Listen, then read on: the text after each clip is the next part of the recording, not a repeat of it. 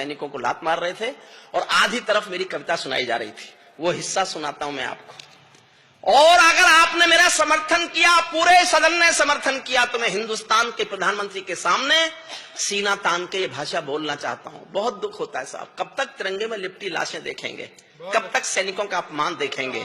तब मैं 4 लाइन पढ़ता हूं, देखना चाहता हूं ये सदन कितना समर्थन करता है। भारत माता का बंटवारा है जिनकी अभिलाषा में, वे समझेंगे अर्जुन के गांडीव धर्म की भाषा में। फूल अमन के कभी नहीं खिलते कायर पर पार्टी में, नेहरू जी के श्वेत कबूतर मरे पड़े हैं घाटी में। दिल्ली वालों, अपने मन को बुद्ध करो या क्रुद्ध करो, कश्मीर को दान करो या गद्दारों से युद्ध करो।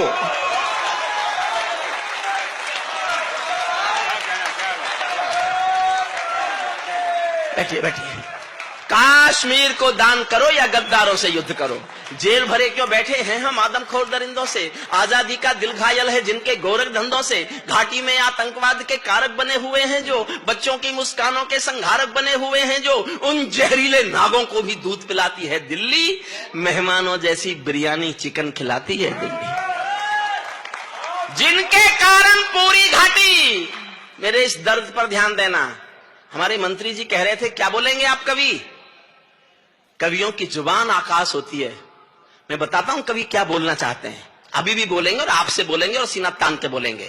जिनके कारण पूरी घाटी जली दुल्हन सी लगती है, पूनम वाली रात चांदनी चंद्र ग्रहण सी लगती है। जिनके कारण मां की बिंदी दाग दिखाई देती है, वैष्णो देवी मां के घर में आग दिखाई देती है। उनके पैरों बेड़ी जकड़े जाने में देरी क्यों है, उनके फन पर हेड़ी रगड़े जाने में देरी क्यों है।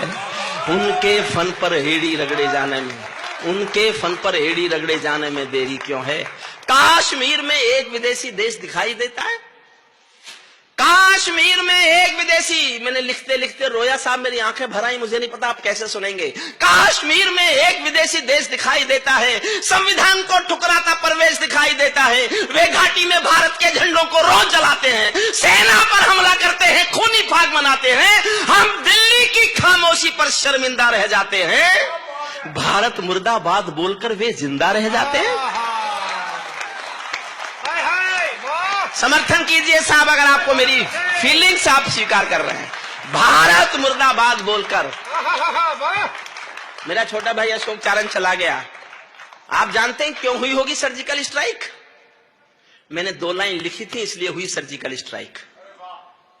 और मैं कितने गुस्से में था आप कल्पना भी नहीं कर सकते कि हरिओम पवार ये भाषा बोल सकता है। मुझसे पूछा जाता रहा बाबा तुमने ऐसा बोला क्या, मैंने कहा ऐसा बोला और बोलूंगा। समर्थन चाहता हूं और आपको लगे कि कवि का हक था इतना गुस्सा दिखाने का। मैं हाथ में इतनी जिम्मेदारी से हिंदुस्तान में संसद के खिलाफ बोलना चाहता था। मेरे गुस्से को स्वीकारना। भारत जिंदा, भारत मुर्दाबाद बोलकर वे जिंदा रह जाते हैं, हम दिल्ली की खामोशी पर शर्मिंदा रह जाते हैं। शायद तुम भी सत्ता मद के अहंकार में ऐठे हो। अगली पंक्ति पर सदन का, पूरे सदन का प्यार चाहता हूं। शायद तुम भी सत्ता मद के अहंकार में ऐठे हो, क्या 17 मंत्री मरने के इंतजार में बैठे हो?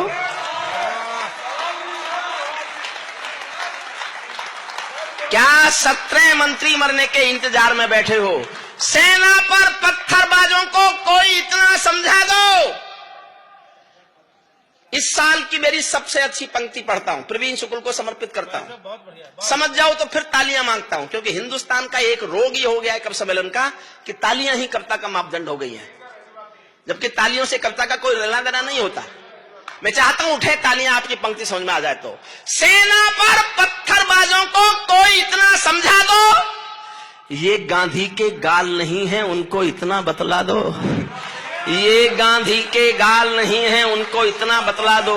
दिल्ली वालों, सेना को भी कुछ निर्णय ले लेने दो। एक बार पत्थर का उत्तर गोली से दे लेने दो। एक बार पत्थर का उत्तर गोली से दे लेने दो। जब चौराहों पर हत्यारे महिमा मंडित होते हो, एक छंद पढ़ता हूं बहुत अच्छा। और मैं देखना चाहता हूं, मैंने जोश में ज्यादा पढ़ा कि आपने जोश में ज्यादा सुना। ये मुकाबला है साहब, आप जीतेंगे तो आपको सैल्यूट करूंगा।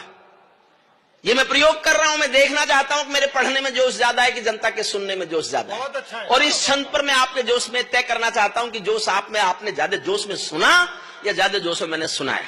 अंजुम जी, मैं आपसे अनुरोध करूंगा, आप भी ध्यान से तालियां बजाना, समझने बजने से कुछ मतलब है नहीं, क्योंकि मैंने आपकी उन गजलों पर, गीतों पर बहुत तालियां बजाई जो मेरी समझ में ही नहीं आई। आती नहीं मुझे, तो समझ में आ ही नहीं सकता। अगर मेरी समझ में आ गया होता तो माइकल बन गया होता ना।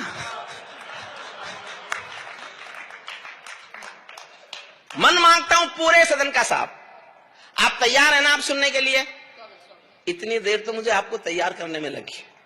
फिर मैं एक मोदी पे कविता सुनाऊंगा आपको, जैसी प्रवीण ने सुनाई। प्रवीण ने हास्य में सुनाई, मैं हास्य जानता नहीं हूं। बस मैं तो इतना हास्य जानता हूं, जब हरियाणा की बेटियां मेडल लेके आई तो केजरीवाल साहब ने बयान दिया कि मैं भी बेटी होना चाहता था, लेकिन मोदी ने होने नहीं दिया। अच्छा, ये मेरे नहीं है, सुने हुए जमले, ये इन कवियों के सुनता रहता हूं मैं। पता नहीं किससे सुना मैंने, मनवीर से सुना, किससे सुना कि केजरीवाल साहब 5 कमरों के मकान में रहते हैं। एक कमरे में उनका परिवार रहता है और 4 कमरों में मोदी के खिलाफ सबूत रहते हैं। ये उनके रहने। छंद पर जोश मांगता हूं, साहब सुनना। श्रद्धेय कुंवर बेचैन साहब के चरणों में रखता हूं। जब चौराहों पर हत्यारे महिमा मंडित होते हों, आतंकवादी मारा जाएगा तो जलसे होंगे उसके लिए, पाकिस्तान ब्लैक डे घोषित करेगा उसके लिए।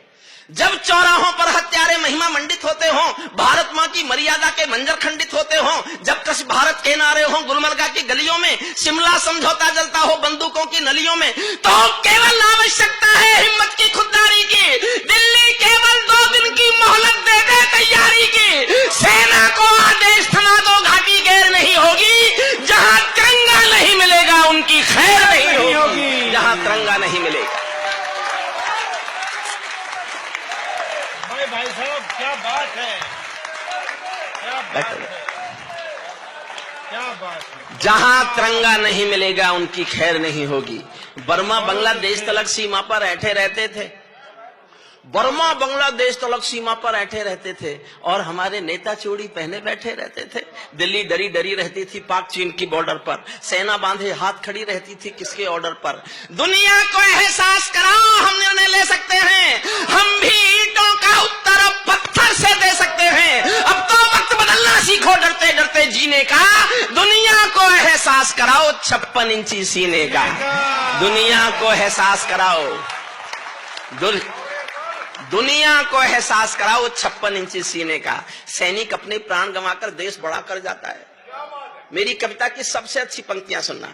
सैनिक अपने प्राण गंवाकर देश बड़ा कर जाता है, बलिदानों की बुनियादों पर राष्ट्र खड़ा कर जाता है। जिनको मां के बलिदानी बेटों से प्यार नहीं होगा, उन्हें तिरंगे को लहराने का अधिकार नहीं होगा। उन्हें तिरंगे को लहराने का अधिकार नहीं होगा। सिंहासन के माने होते हैं सिंहों का आसन हो, कायरता से दूर अटल संकल्पों का अनुशासन हो। राजमहल के आचरणों की गंध हवा में जाती है। दिनकर जी ने एक पंक्ति लिखी, सिंहासन खाली करो की जनता आती है। हिंदुस्तान की सियासत बदलती रही, सरकारें बदलती रही। मैं भी एक पंक्ति पढ़ रहा हूं जो मेरे मरने के बाद शायद देश में कहीं ना कहीं कोट होगी। राजमहल के आचरणों की गंध हवा में जाती है, राजा कायर हो तो बिल्ली सिंहों को धमकाती है। राजा कायर हो, वरना हमारे सैनिकों पर कोई थप्पड़ उठा दे। राजा कायर हो तो बिल्ली सिंहों को धमकाती है। भारत एक अखंड राष्ट्र है, समापन करता हूं, जोश में समापन करना। भारत एक अखंड राष्ट्र है, 1.25 अरब की ताकत है। कोई हम पर आंख उठा ले किसकी भला हिमाकत है। धरती अंबर और समंदर को ये भाषा समझा दो, दुनिया के हर पंच सिकंदर को ये भाषा समझा दो। अब खंडित भारत मां की तस्वीर नहीं होने वाली, कश्मीर किसी के अब्बा की जागीर नहीं होने वाली। कश्मीर किसी के अब्बा की जागीर नहीं।